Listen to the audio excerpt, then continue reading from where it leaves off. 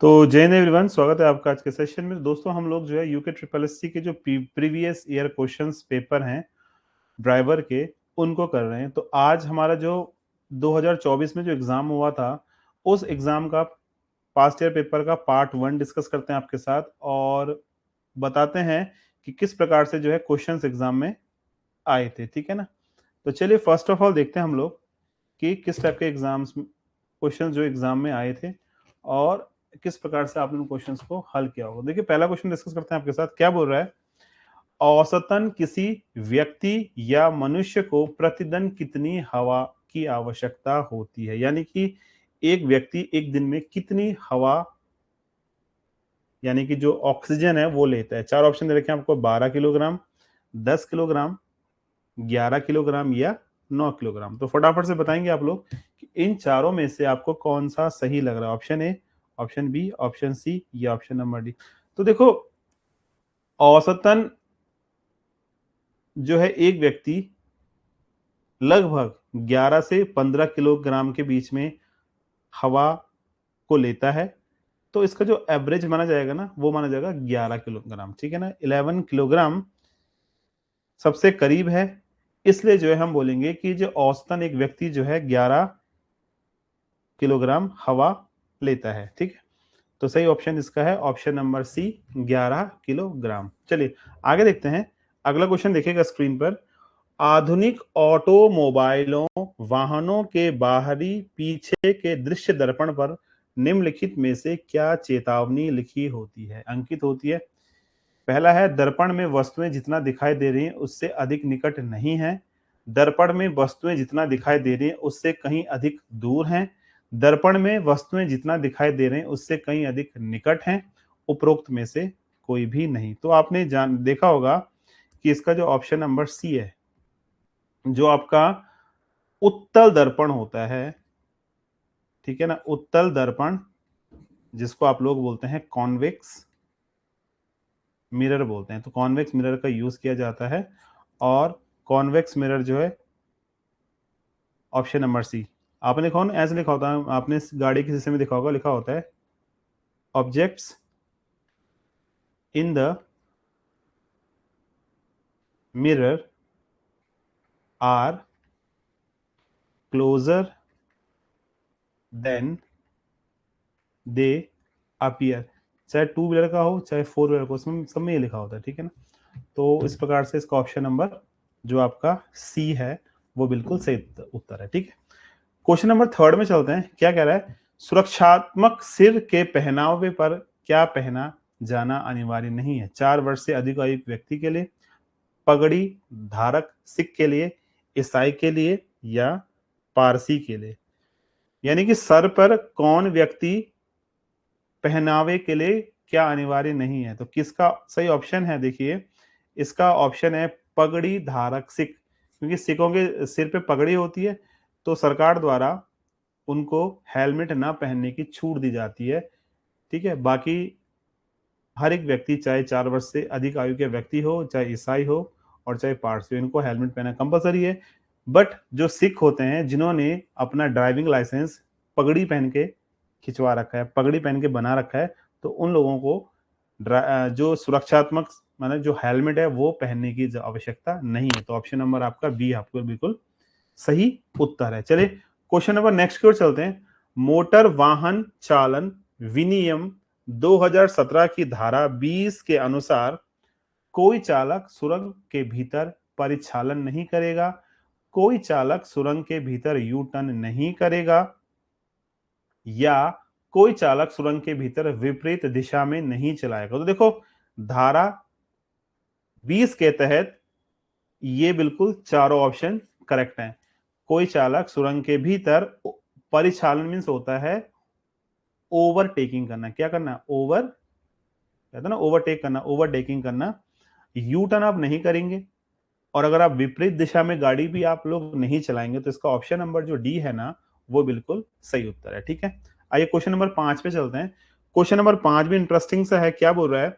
Motor यान अधिनियम 1988 394 ए के अनुसार यदि कोई ऐसे परिवहन यान को उस समय चलाता है या परिवहन यान को चलवाता है या चलवाए जाने के लिए अनुज्ञात देता है, जिसके रजिस्ट्रीकरण प्रमाण पत्र में या ऐसे वाहन यान को लागू अनुज्ञप्ति शर्तों में प्राधिकृत यात्रियों से अधिक यात्रियों का वहन किया जाता है, तो निम्नलिखित में से किस जुर्माने से दंडनीय होगा? 1,000 रुपए प्रति अधिक व्यक्ति जुर्माना, ठीक है। 5,000, दूसरा है 2,000 रुपए प्रति अधिक जुर्माना, व्यक्ति अधिक जुर्माना, तीसरा है 500 रुपए प्रति अधिक व्यक्ति जुर्माना, और डी ऑप्शन है आपका 200 रुपए प्रति व्यक्ति अधिक जुर्माना। तो भैया आपने इन चारों में से बताना है, देखिए कौन सा ऑप्शन सही है।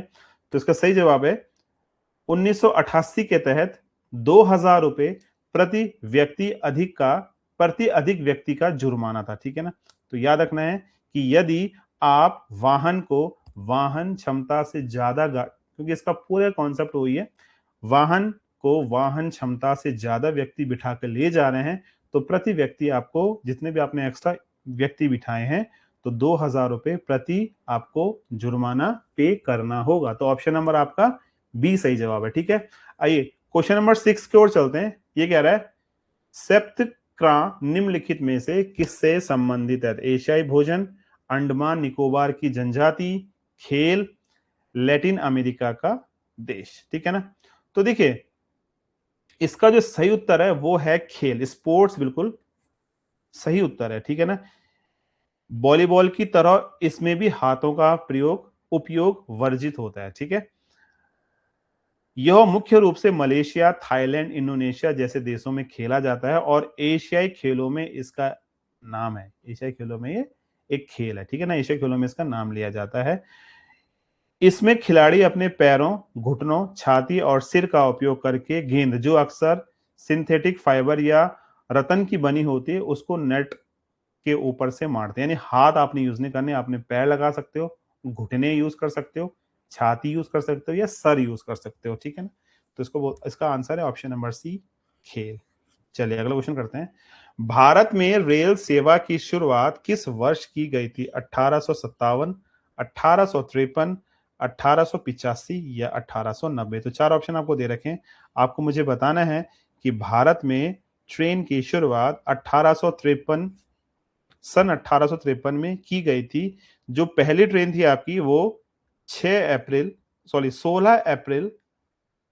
1853 को मुंबई से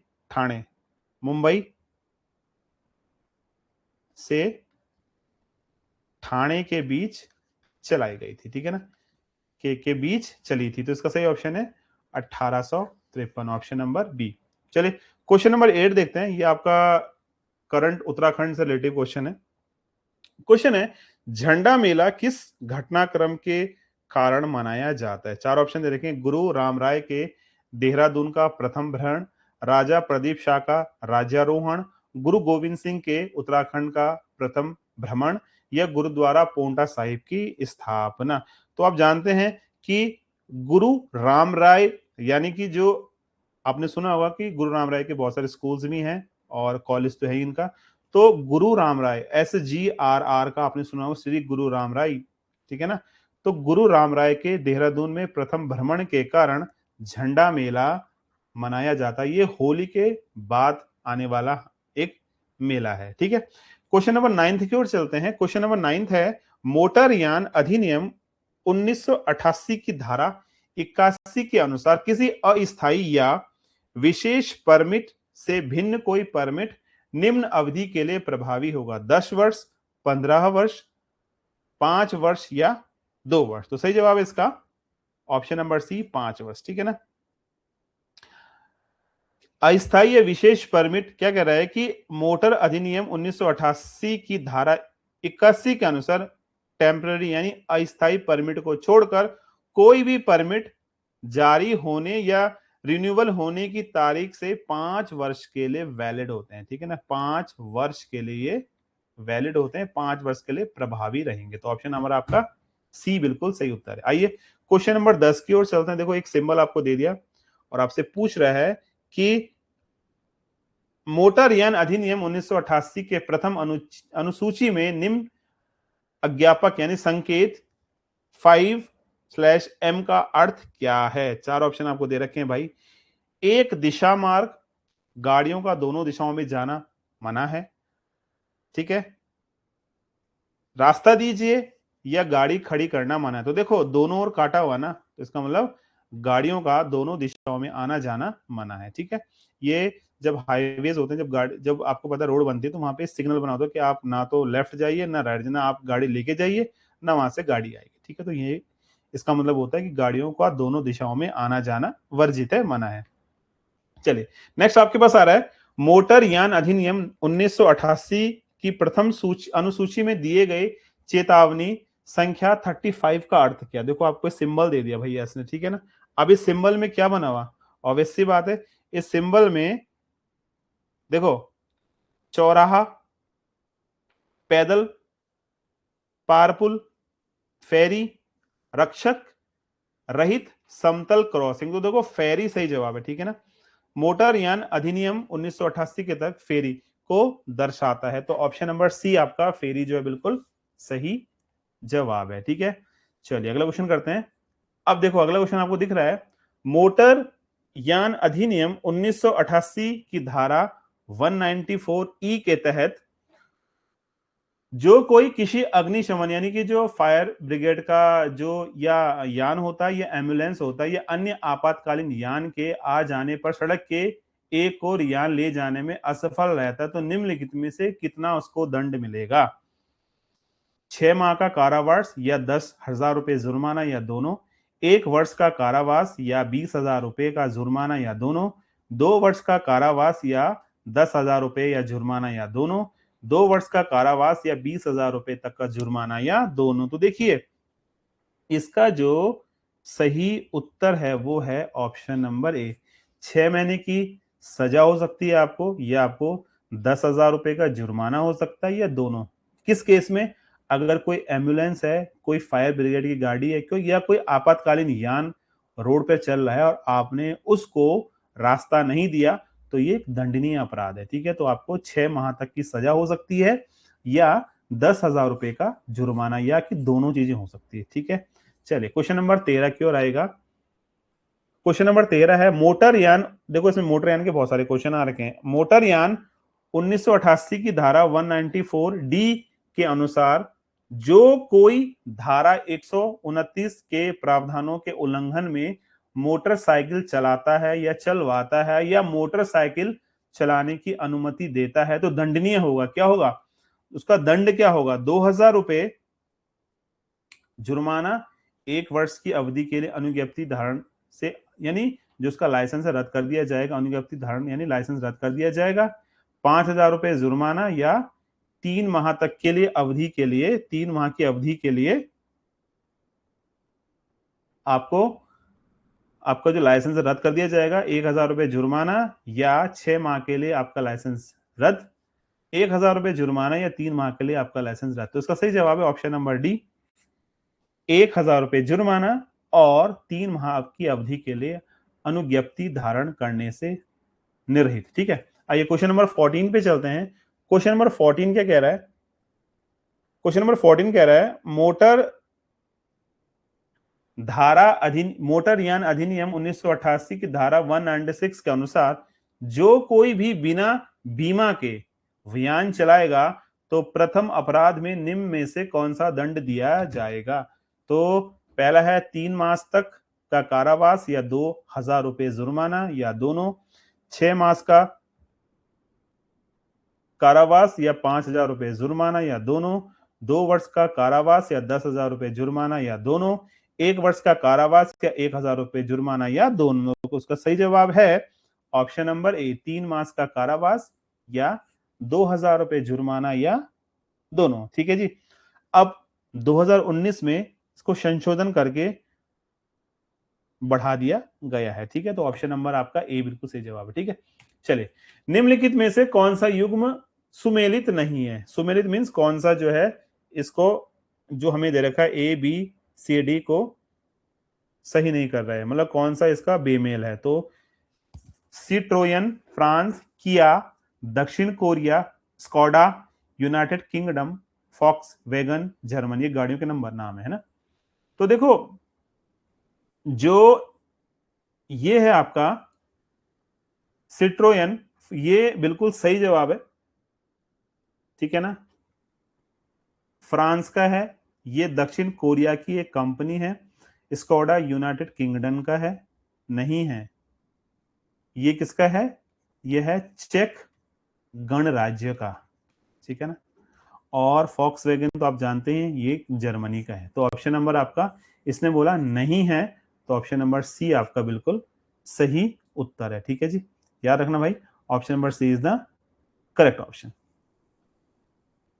ठीक है। चलिए अगला क्वेश्चन करते हैं।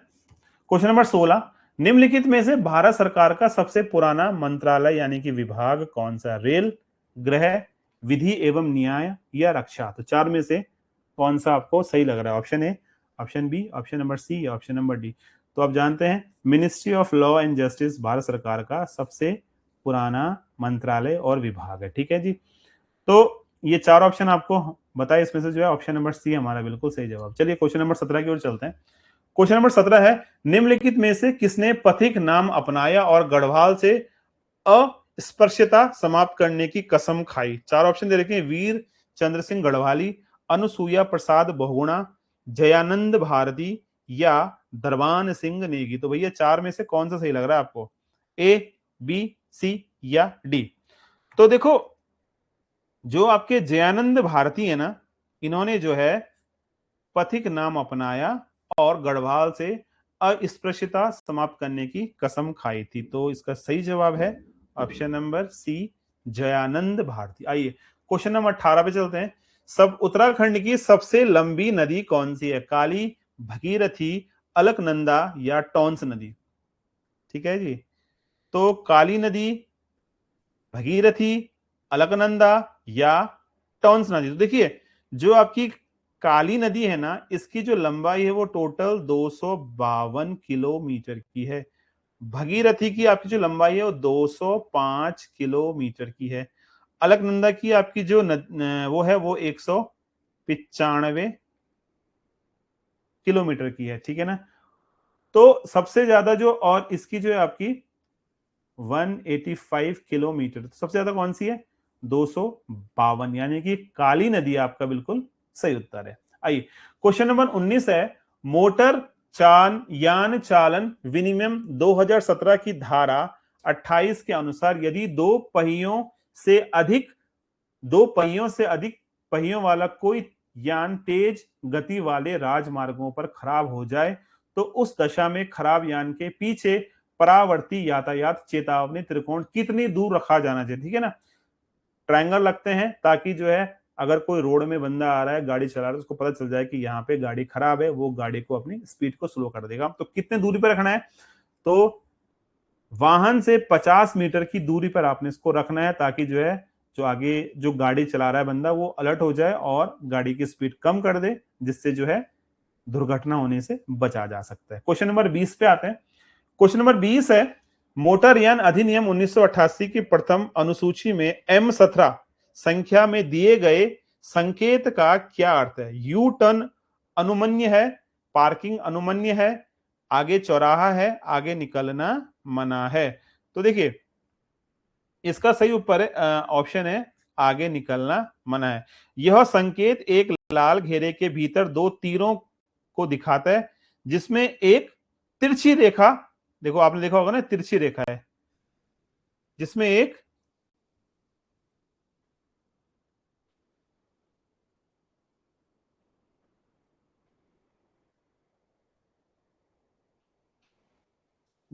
क्या है, आगे निकलना मना है। तो ऑप्शन नंबर आपका डी बिल्कुल सही जवाब है, ठीक है। आइए क्वेश्चन नंबर 21 पे चलते हैं। क्वेश्चन नंबर 21 है, उत्तराखंड का सबसे छोटा जिला कौन सा है, बागेश्वर, रुद्रप्रयाग, हरिद्वार या चंपावत। चार ऑप्शन आपको दे रखे हैं। सबसे छोटा जिला कौन सा है, तो ऑप्शन नंबर डी, चंपावत बिल्कुल सही उत्तर है। आइए क्वेश्चन नंबर 22 पे चलते हैं। क्वेश्चन नंबर 22 है, उत्तराखंड में निम्नलिखित में से किस शहर में इंदिरा गांधी राष्ट्रीय वन अकादमी IGNF है। देहरादून, मसूरी, नैनीताल, हल्द्वानी। तो इसका सही जवाब है, आप सबको पता है कि इंदिरा गांधी राष्ट्रीय वन अकादमी देहरादून में है। ऑप्शन नंबर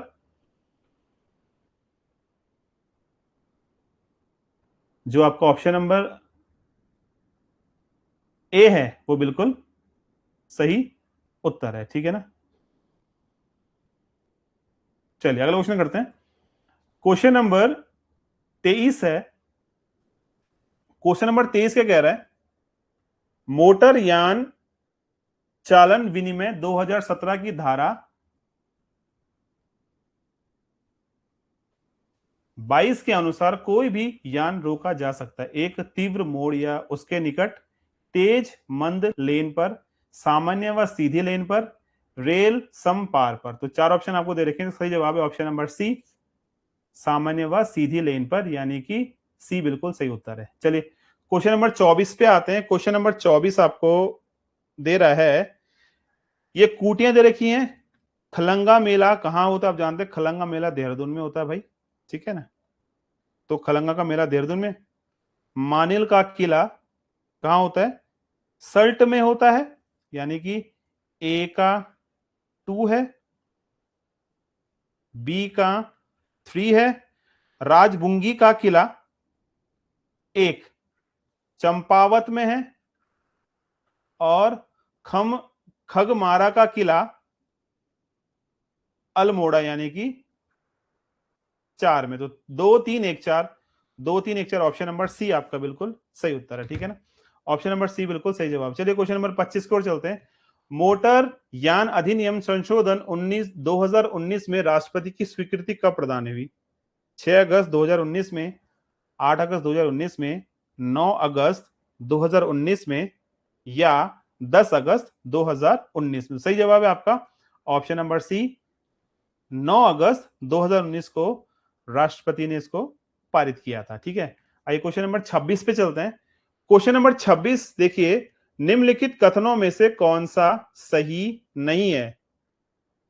भोंपू का अनावश्यक उपयोग निषिद्ध है, शांत क्षेत्रों में भोंपू बजाना प्रतिबंधित है, भोंपू का उपयोग जीवन को खतरे की दिशा में दिया जाना चाहिए, या हवाई भोंपू का उपयोग कई बार किया जा सकता है। तो चार ऑप्शन में से कौन सा ऑप्शन सही है भाई?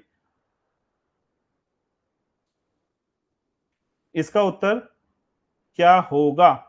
तो इसका सही उत्तर है ऑप्शन नंबर डी, हवाई भोंपू का उपयोग कई बार किया जा सकता है, ठीक है ना। तो ये बिल्कुल सही जवाब है। नहीं है, सही नहीं है, तो ऑप्शन नंबर डी आपका बिल्कुल करेक्ट आंसर है, ठीक है ना।